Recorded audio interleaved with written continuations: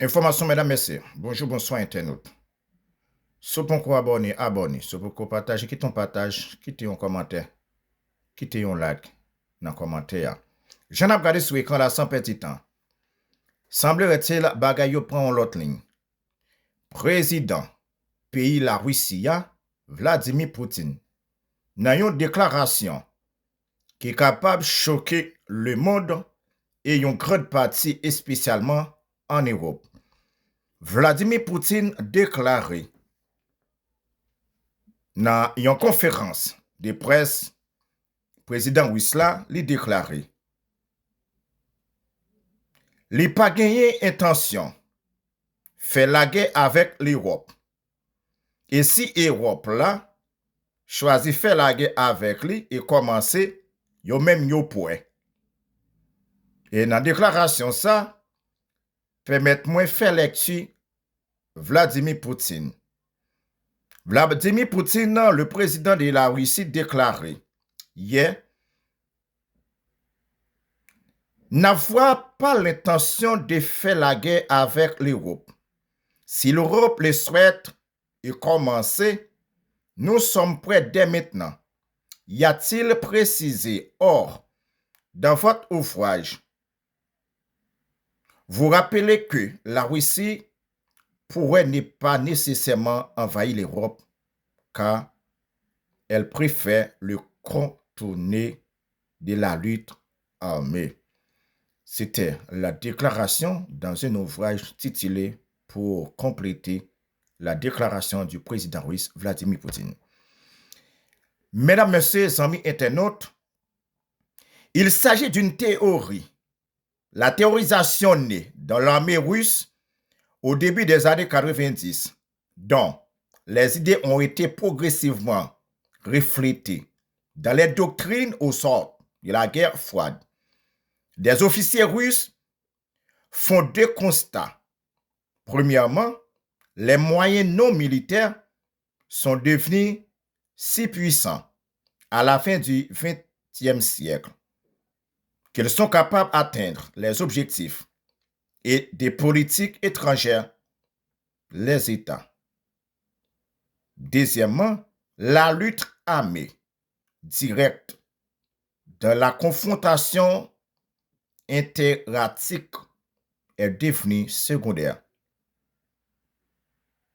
voire optionnelle. Mesdames, Messieurs, le président Vladimir Poutine, dans cette déclaration, ça fait choquer l'Europe. Et il est clair.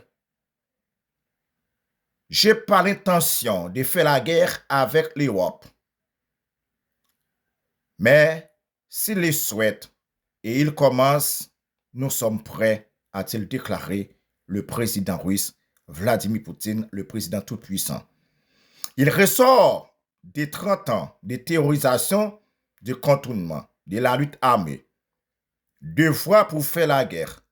La première consiste à une confrontation indirecte comprenant des moyens et des méthodes non militaires, mais aussi militaires, qui permettent de soumettre le ou les États ennemis.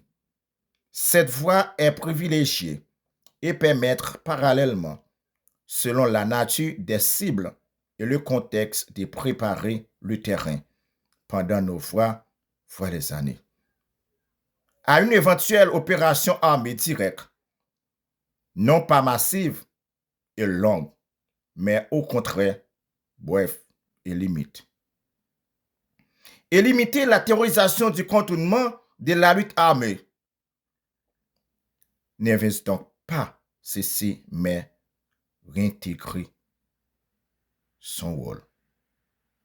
Et sa place dans le concept de guerre, dans tous les scénarios, la confrontation indirecte joue le rôle central.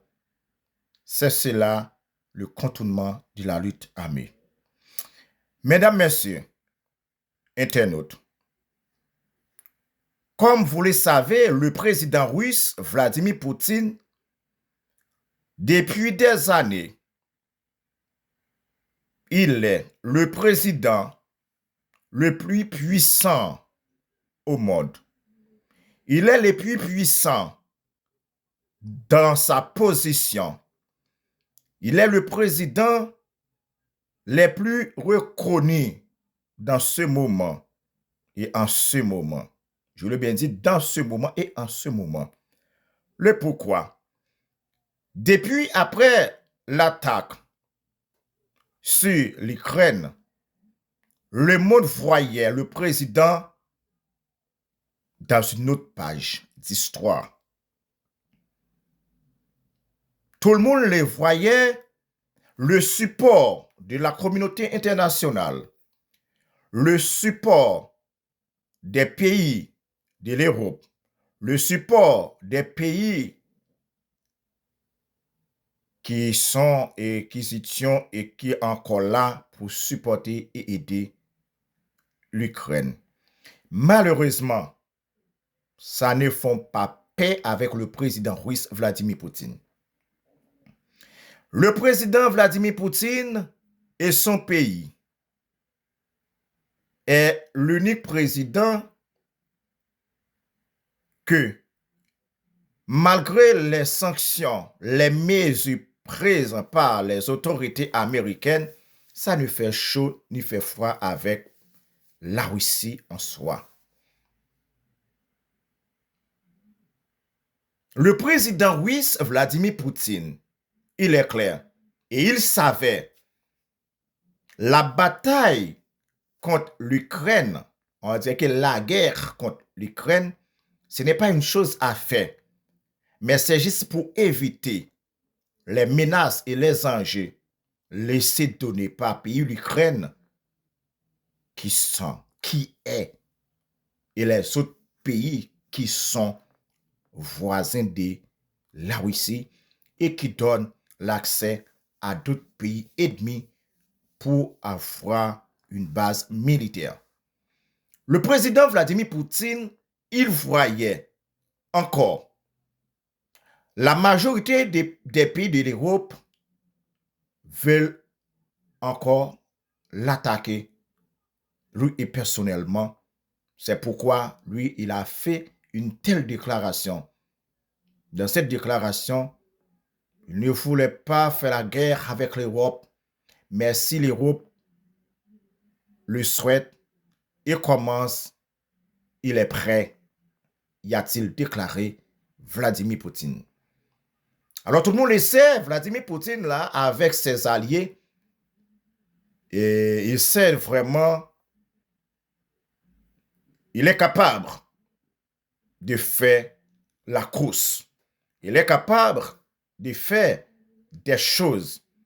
Il est capable de créer beaucoup de dégâts et des problèmes dans le continent et pourquoi pas les pays qui veulent encore aider l'Ukraine. Mesdames, Messieurs, ce n'est pas n'importe qui. L'homme le plus reconnu sur le plan politique et sur le plan géopolitique. Est-ce que vous vous rappelez, malgré les sanctions, malgré les mesures prises par les autorités américaines, le président américain Donald Trump, il voulait inviter le président russe Vladimir Poutine dans une rencontre à Alaska. Le président de la Russie, malgré les sanctions des États-Unis, il est venu à Alaska pour assister à la rencontre. Ce que le monde est vraiment étonné, le président américain, en recevant le président Vladimir Poutine, malgré toutes les mesures, les sanctions contre lui et son pays, il avait recevoir le président russe avec des tapis rouges, beaucoup de photos, ses sourires comme ça. C'est juste pour vous dire que La Russie, ce n'est pas n'importe qui pays, mais plutôt un pays qui est capable de faire peur avec beaucoup de pays dans le monde.